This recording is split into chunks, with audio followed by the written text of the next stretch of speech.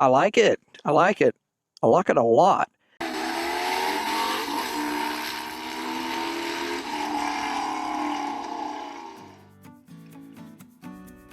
Let's hit a few highlights of Aoocci's new CarPlay tablet, the U6 and the U7. First, it comes in two different sizes. The U6 is 6 inches and the U7 is 7 inches.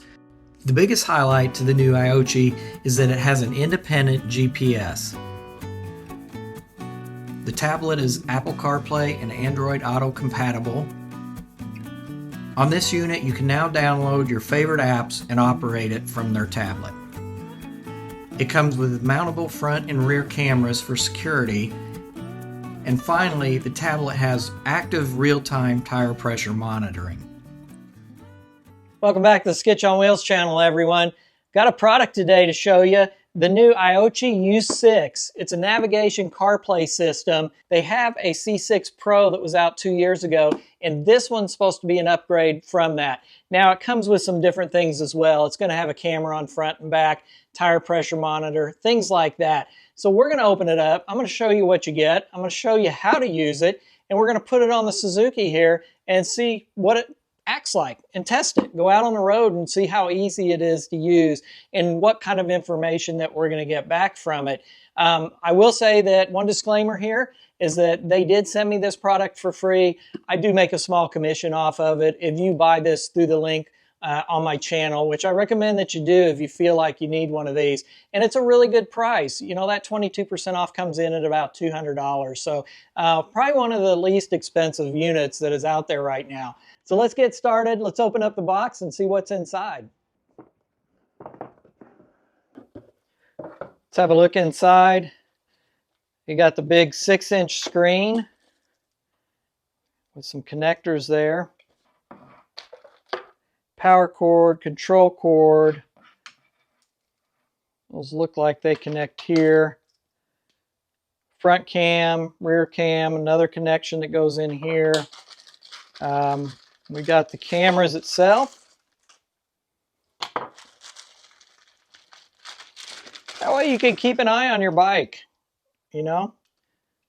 I guess you can make sure nobody's messing with it.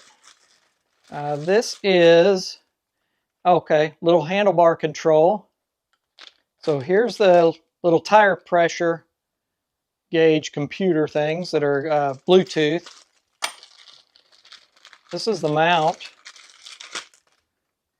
Oh, it looks like it's magnetized. Yeah, that's pretty solid. Pretty easy on and off. Get some of this out of the way. Here's the actual mount. Kind of a RAM device, and then this attaches to the handlebar, mounts on top. We will see how well all that works. Here's the power cord. So the difference is I've got a new Cyclops accessory power on the DRZ4S that I can have several different plug-ins. So typically this would connect to the battery, but it's always on that way. With this new accessory modification I can clip these off, put a different type of adapter there, plug them into my accessory adapter, and leave the thing on the bike as long as I want, and it will only power with the ignition. So that's going to be nice. And this is some type of GPS mount. Alrighty. Well, let's get started. Let's get some things on the Suzuki.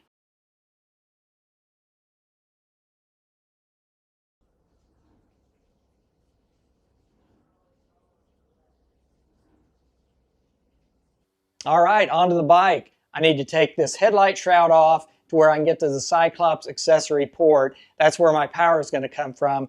Let's pull out the Cyclops accessory plug.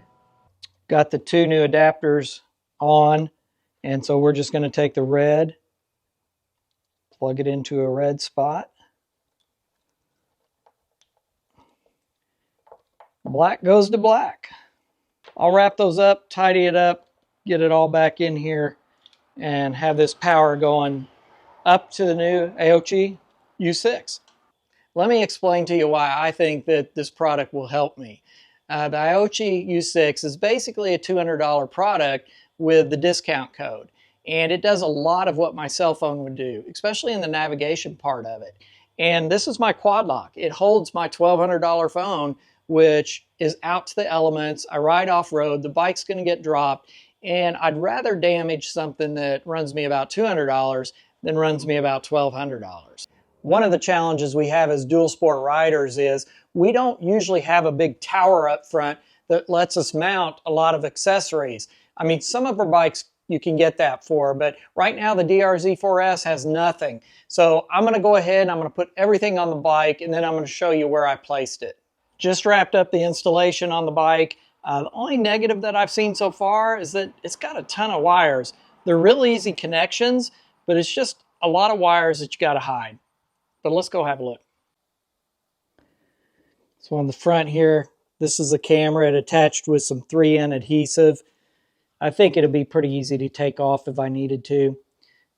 Then when we go to the back of the bike, we've got another camera right here on the back of the bike. And you can see I haven't done a good job at hiding this wire anywhere. But then we come up to the front. And this is the control mechanism.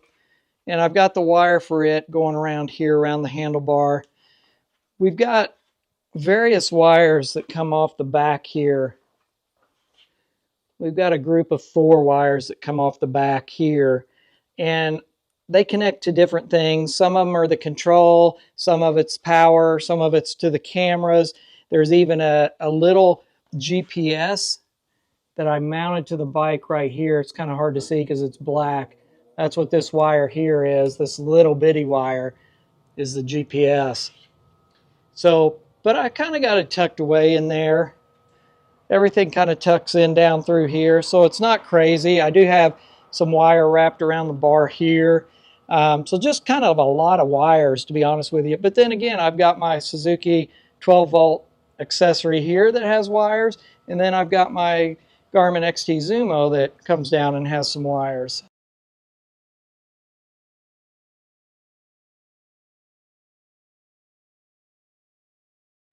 So I like how big and bright this screen is. And I found a new mounting bracket here that I had that was a little bit better for what I was going to use it for. And it puts this in a great position. Of course, it's hard for you to see, but I can see my screen. I can see everything up here on the front and here without adjusting the ride height where my head is. So I was able to mount this. It clears everything just fine. So yeah, this mounts great here. So far I'm happy with the mounting of it.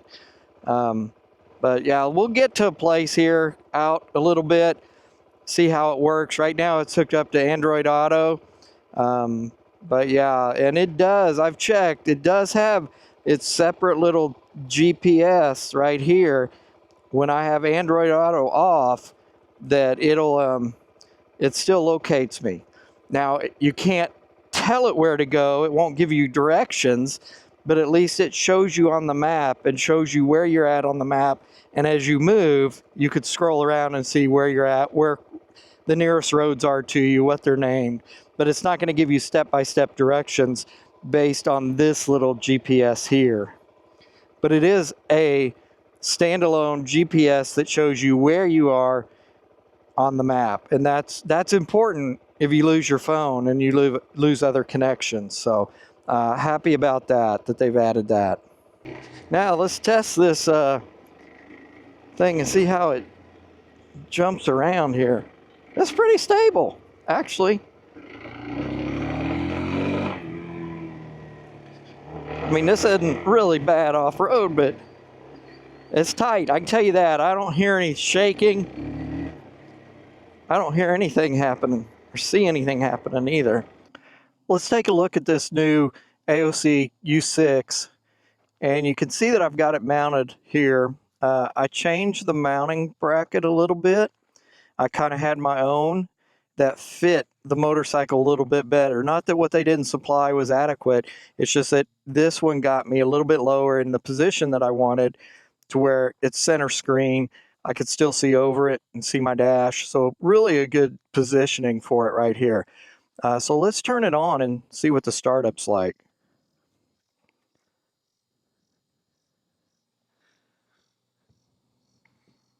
It's usually been taking about, I'd say about 20 seconds to 30 seconds.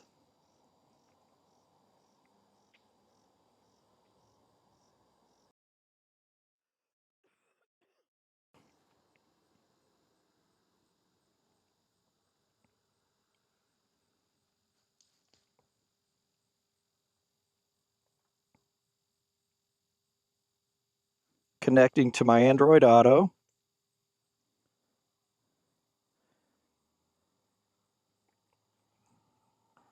And you can see it is glove screen.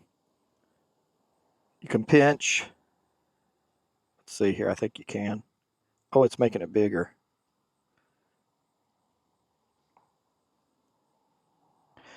I think it just moves it, so you can't pinch.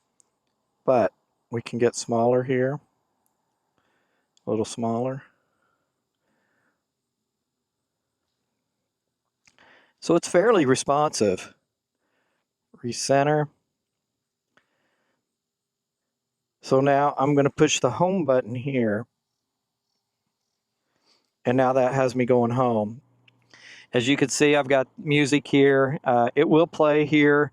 You can hear it playing actually on my phone.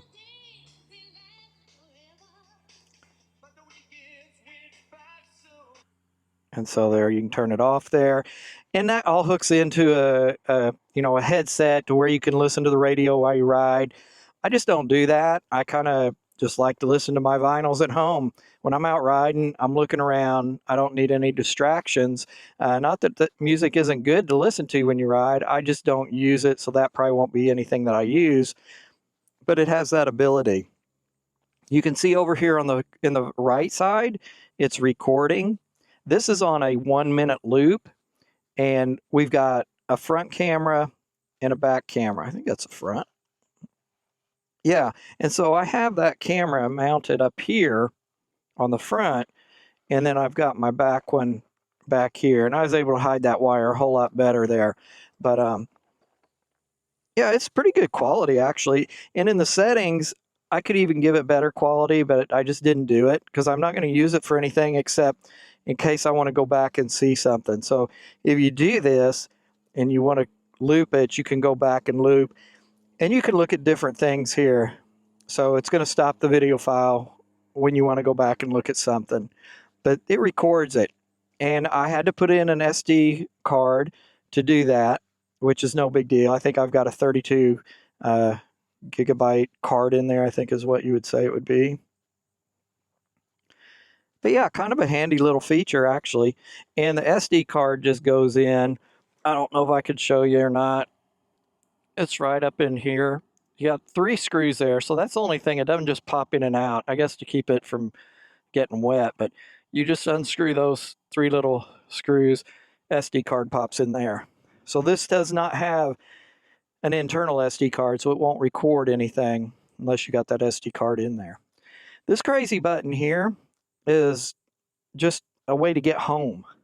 So it just goes, it's always on there, which is kind of odd. But you know, if you find yourself stuck somewhere, you push it, you can go backwards, you can go home. It's kind of neat, kind of gets in the way, but I just put it out of the side there.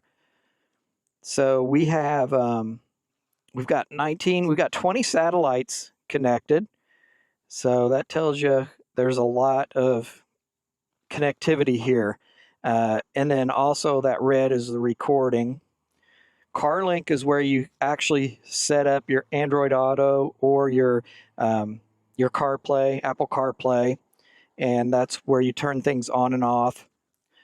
We scroll over, and we've got our apps here, and so you can download your favorite apps to here. I haven't gotten into this too heavily. We're just kind of using it right now to see if it's a good navigation tool for me, which it seems like it is. It's really a good system to use for that. And the fact that I could turn my phone off, I could lose my phone, I could lose power to my phone, and I'm going to have power to this, and it's still going to have the connectivity to your map. And it's going to look like this. So this is not Android Auto now. As you notice, it looks different, okay? This is just the system itself showing you where you're at on the map. And so you just have to, the thing that I notice is you can't put a search area in and it finds something and give you directions to that, okay? It's just using this locator here, and I could show you again what that looks like. This little GPS right here, this little box, that's your GPS indicator that's wired up here through here. And so that tells you where you're at. This will tell you where you're at, but it's kind of a good backup. So we're going to go home, and then now getting back to Android Auto. That's what I want to try to do. And it's here, okay. So this button takes you to previous screens. So this is the actual GPS here, but hey, I got a better one. I got Google or Android Auto. So that's my video that I was taking. And now that's back to my Android Auto. And there it is. Now this one you can do searchable. So let's say I want to go to Denver, Colorado. Let's see how long it takes to route that. Pretty quick. I mean, that was what, 3 or 4 seconds? It's going to take me about 15 hours to get there. Yeah, I've done that trip. It takes a little longer than that, I'm telling you. But anyway, so that's kind of pretty quick what it's doing here. You got your music still down here. Hit that. I can hear music if I want to. We will go down here, which gives you another view. Smaller one, lets you know where you've been, where you're going. You want to make a phone call, you push here. I'm not going to do that. It's going to show you all my phone numbers, and I just don't know you all that well. But buttons over here, we got home again. This, all I've been able to do with this right now is cancel a call. This takes a picture capture. This is pretty detailed. I mean, there's a lot of stuff here. If you go into your little system here, it tells me my disk, my phone link, Wi-Fi, Bluetooth, hotspot, whatever you got set up there. But if you hold it for about 2 seconds, let's go back and do it. Or there, it did it when I went back. So now it gives you all your network, your connective devices, your apps, your storage, your sound volume, display, locations, all that is located in there by just holding that down. So then we can always go home. And I will say that when I first started this, I had to do an upgrade to the system, and it took about 40 minutes, but it was real easy to do. I just connected to my phone. It did it all on this screen. You knew how long it was going to be. Finished up, and everything seemed to be working fine. So we can go back here, and then you can just get rid of these if you want. Clear everything out. Everywhere you've ever been. And then if you go here, again, that's this GPS showing us where we're at, okay? It's separate from Android Auto. So you get 2 kind of GPSs with this. And that's, I think, what was lacking in some of the other versions. And a lot of these CarPlay things, if you didn't have your phone and you weren't using your phone with it, if your phone died or quit, you were dead. But not now. Not now. You can at least say, gosh, where am I? I'm out here stranded. Okay, I'm there. I want to get to the highway. I can go there. Now, you're not going to be able to put in, like I can't go in here and type in Denver and hit that because it doesn't see me. I'm offline because I'm on that little GPS. But if you go back here to home, go to CarLink, Android Auto, now it's going to give me everything I need again. And it's going to be something that I can go in and I can search and I can go somewhere. So Now, the next thing I'm going to try is I'm going to go home. Let's use this. Boop. Home. I'm going to try to set this pressure here, this PSI that tells me what my tire pressure is. So let's show you that. The other thing is, you can see this isn't eating up too much of my battery. I don't have the bike running. It's at 12.4 volts. I think it will get a little bit higher than that when we run. Let's see where it goes. I think it usually might reach 14 when it's charged up.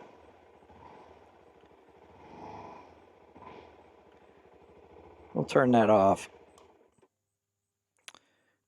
Yeah, so let's go down here. Let me take this glove. Oh yeah, and let me show you for sure. You could see gloves are no problem. You know, you're good with your gloves. Let's go back to home. Go here. Take this glove off. And I've got these on already. But it says to seat them, you have to, I think you have to take them off first. And then put them on.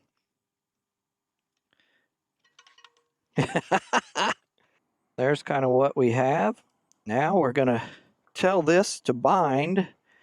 I haven't done this yet, so let's see. Front, back, bind device. Please bind sensor one by one. Do you want to bind device? Okay. Now let's see. I don't know what bind means, I'll be honest with you. Okay, we got that in. Please work. Voila. And we're at 21.6 PSI. And I will tell you, I set my front wheel at 22 with a, well, what's it, a Nexon? I can't remember the name of it, but it's an air pump, and it's really good, and it keeps it very accurate. And I put the front wheel at 22 PSI, and it's reading it at 21.6. So, hey, that's accurate to me. It's giving us our tire temperature as well. So let's do the back. Let's see if I can find it. There it is.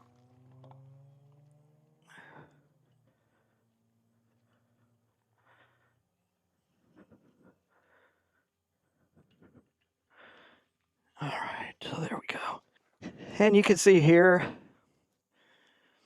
2 wheels, 3 wheels, 3 wheels. Oh, that's like a Can-Am. 2 wheels on the front, 1 on the back, 3 wheels, and a 4-wheeler. But we are 2 wheels. Let's bind device. Okay. These things aren't always easy to line up. But these kind of work really pretty well, actually.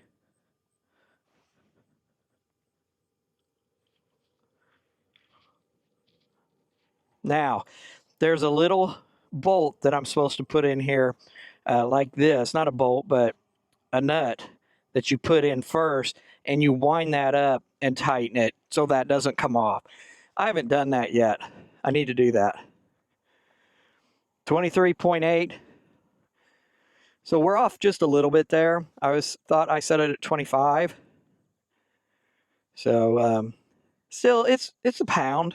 It's around a pound. 1.2 pounds off. I think you're losing a little bit when I take them off and on, but 29 degrees Celsius. So that's kind of a neat feature. And just go back or go home, whichever way you want to do. We're still recording. 38 seconds, 39 seconds.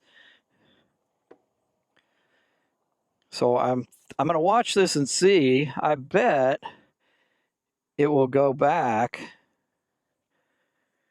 and start again at 50 once it gets to 1 minute, because I've had it set for a 1 minute loop. Yep, start it all over again. So you're constantly looping video on the front and the back. And that's kind of cool if you're riding in highways and traffic, and, you know, if you're worried about your bike, somebody hitting it, park somewhere. Obviously, you're probably not going to leave it on, but at least if an accident or something happens, God forbid, you've got a record of it. So that's kind of neat. I'm going to scoot out of that. So I think there's probably some more in here. I just don't know it as well. And look at that. I've got a phone call coming in. Bye. So there you go. That's how easy the phone is. Like I said, I don't have anything in my helmet that answers the phone. I don't like taking calls when I'm out on a bike, to be honest with you. I don't know. I probably should, but anyway, it warned me though that a call was coming in. So final walk around. I like it. I like it. I like it a lot. Got a little bit of flexibility here, but it doesn't shake when I'm riding. It really doesn't. Now, when I'm off road, it's going to do a little bit, but it's secure. It's not going anywhere. And let me show you how easy it is to take off. You slip that forward, pull it this way, and you're off. Then to undo it, I'm going to have to go in, and there's a couple connections here. I guess that's the only negative is like my XT Zumo. I can pop that off and go, but it doesn't do all this stuff. That doesn't do. It's just navigation. I'll have to get in there and I'll have to undo some things, but it's real easy and it's back in place. So if you're going to take this on and off again, if you're doing overnight stuff where you're going to have your bike out, I can get to these easily and just tuck them back in. So there's a lot of wires. I will admit that. I have not done a good job of hiding them. This may be permanent. It might not. I'm going to put it to the test and see. Right now, I'm thinking it will be. Once I know for sure, then I'm definitely going to tape some of these up. I'm going to be able to hide them. I'll be able to make this front end look a little bit better. Same thing with this wire that's coming down here for the camera in the back. We'll dress things up. But yeah, final walk around.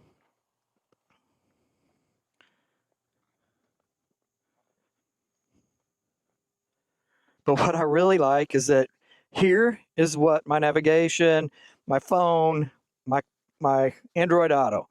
Here is my motorcycle. And they're like stacked. And I can see both of them. So all in all, that's pretty good. Let's head back inside for some final thoughts on the Aoocci U6.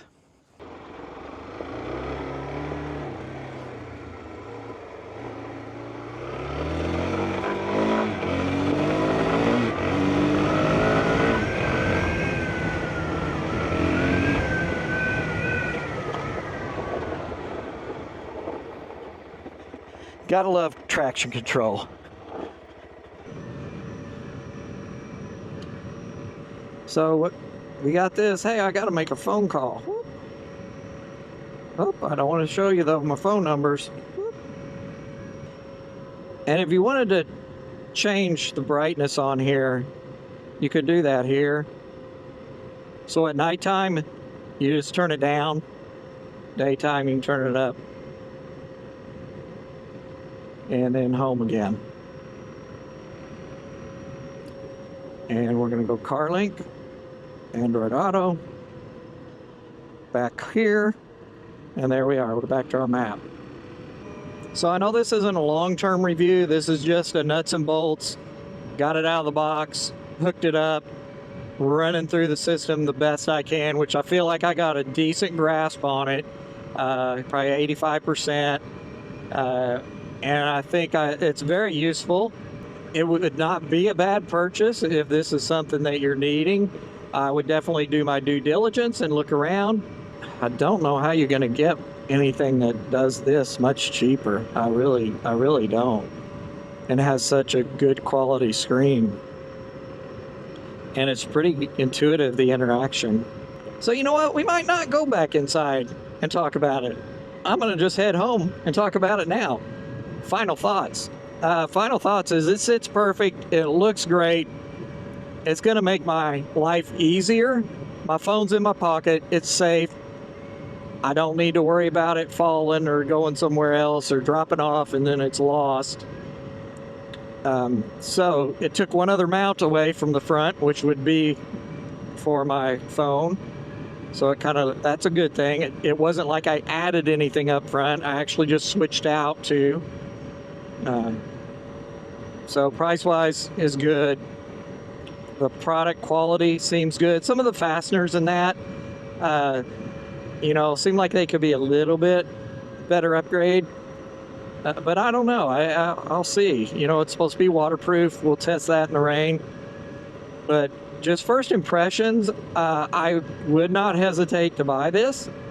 And don't forget, I'm not told what to tell you at all.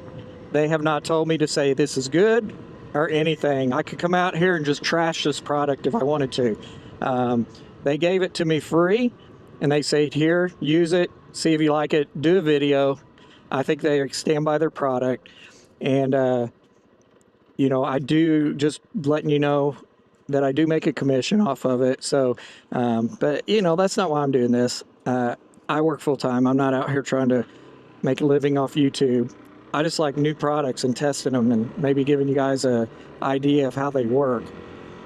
But that being said, use SW22 and you get 22% off from their website. Follow that link in the description and it'll get you there. And shout out to whoever's bought already. I've had some of you look at my previous videos and see the link and buy. So thanks for doing that. I appreciate it. And yeah, we'll see. This could be the end of the video, but if not, if I am suddenly at home sitting behind my desk, it's because I forgot something and I need to tell you one more thing. So do me a favor, hit the... sorry. I've been sick. You don't want to hear a whiny biker, but man, everything's been going through my house, so my throat is raw. But anyway, do me a favor if you like the video, help support the channel, hit the subscribe button, give me a thumbs up, you know, leave some comments down below. Why do I sound like Itchy Boots all the time? I have no idea. But anyway, I guess she's got that closing spiel down so well, and I've seen so many of her videos. I kind of repeat what she does. So, but anyway, yeah, hit the subscribe button. Thanks for all your support, and we'll see you in the next video.